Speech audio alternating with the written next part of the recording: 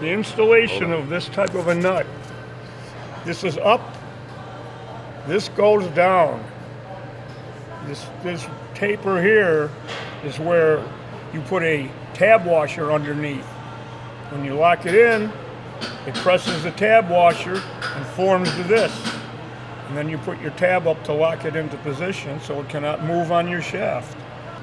And this is just a machining chamfer.